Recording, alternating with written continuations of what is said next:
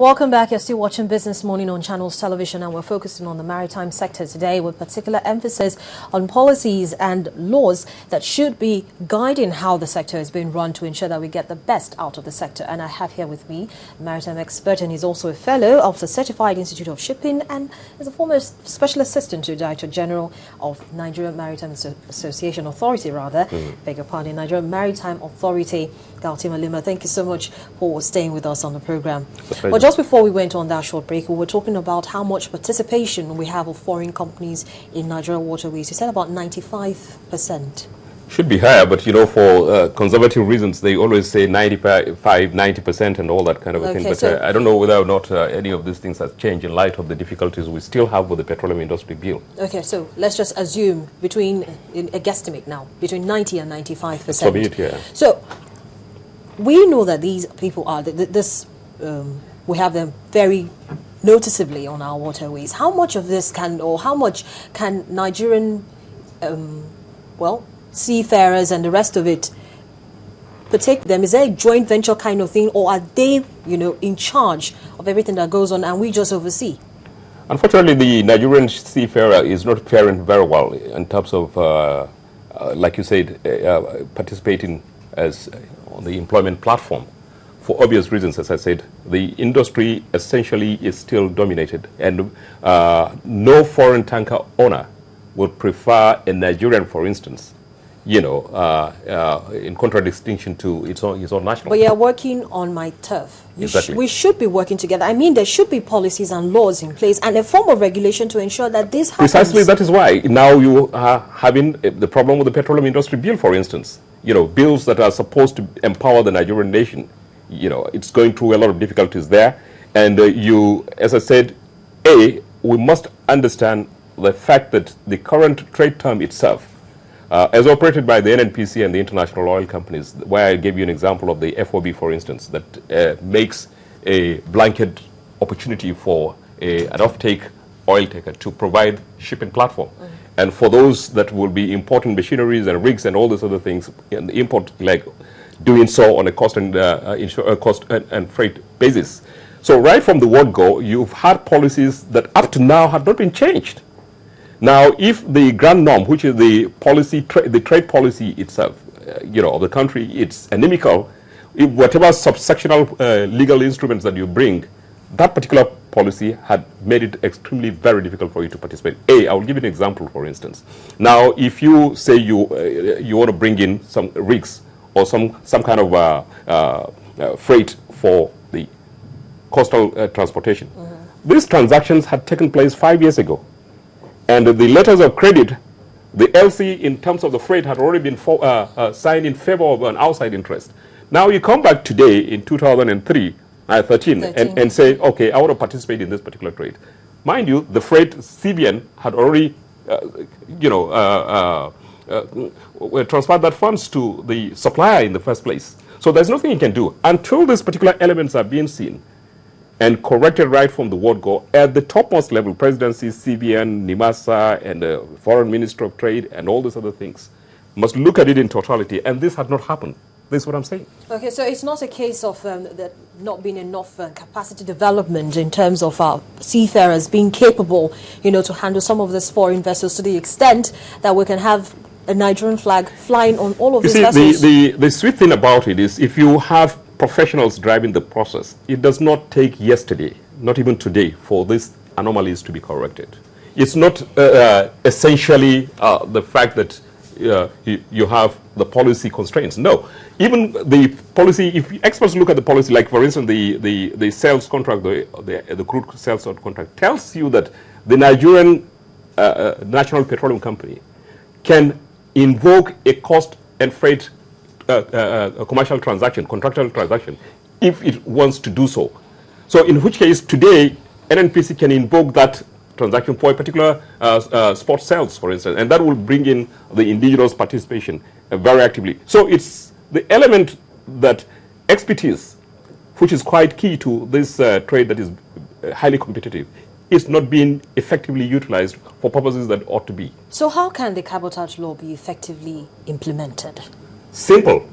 At the contractual level, of discussion, when it has not even moved into the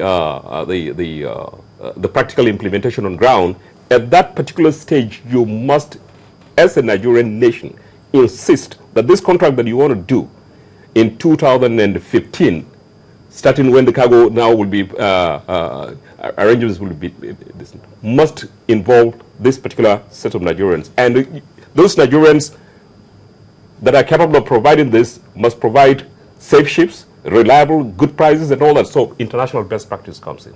So it is at the design stage that most times Nigerians miss out.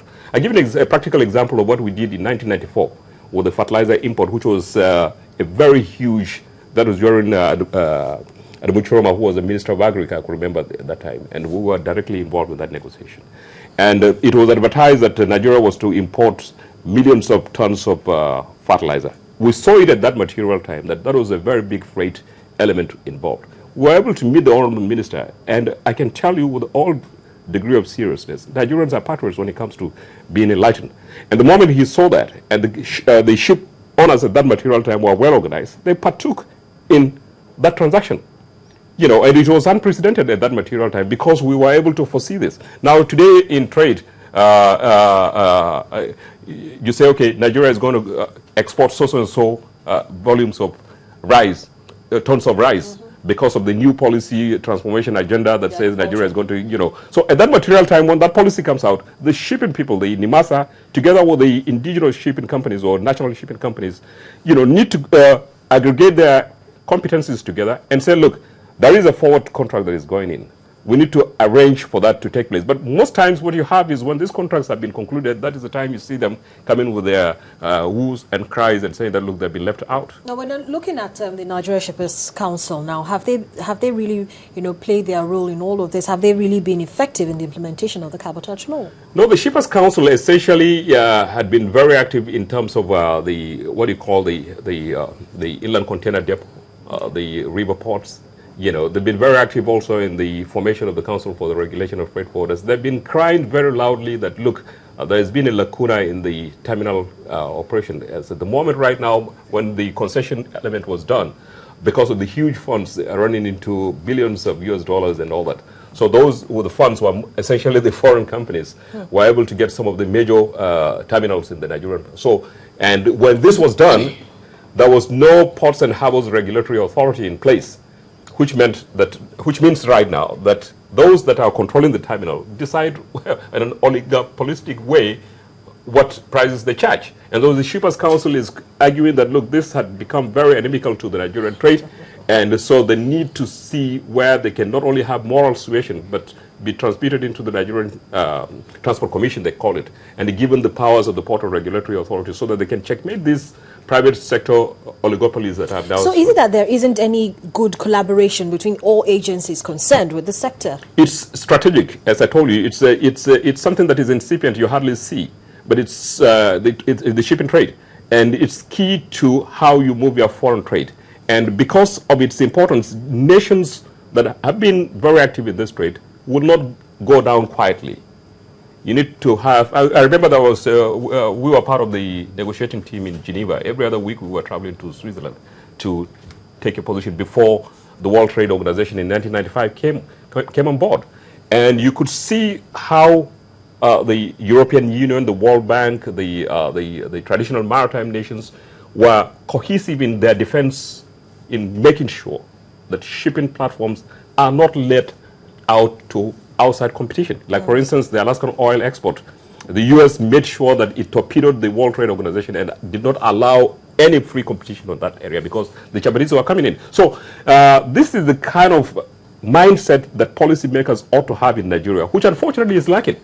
The other time, there was a conference where Obi Okeseleze was there. He said, look, one thing, we even at the time when the government, as ministers, we did not understand your shipping. So come out very clearly to tell us what role shipping can play in the aggregate economy. So that's what the Minister of Transport was saying. Okay, that's Minister of the Nation. Interagency collaboration now, are we seeing a lot of that? It is beyond interagency collaboration because some of the agencies cannot alter some of the major policies that I said.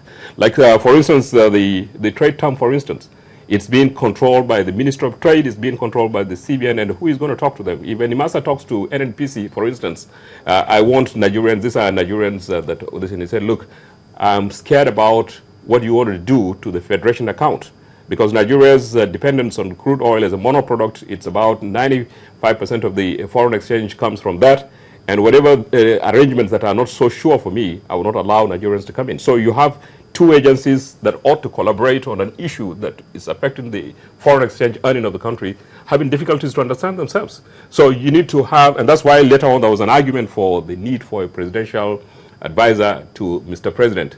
And unfortunately, as I'm saying, I'm not seeing a lot of active participation in terms of what that office should do, because that office is supposed to be very close to the ear of the president, who is now have a helicopter view, as I say. And such a person should be a professional who's coming from that. Such a person should be a professional, both in terms of shipping, in terms of the trade, in terms of the kind of cargo that is being generated in the country. And so, and that office should be very, very serious office in terms of even the security considerations, you know, which has become a major challenge to even commercial shipping right now in the Niger Delta, in terms of the piracy and armed robbery against ships and things like that. Well, players in this sector are actually saying that a separate committee be created to look into the proper implementation of the cabotage law, and that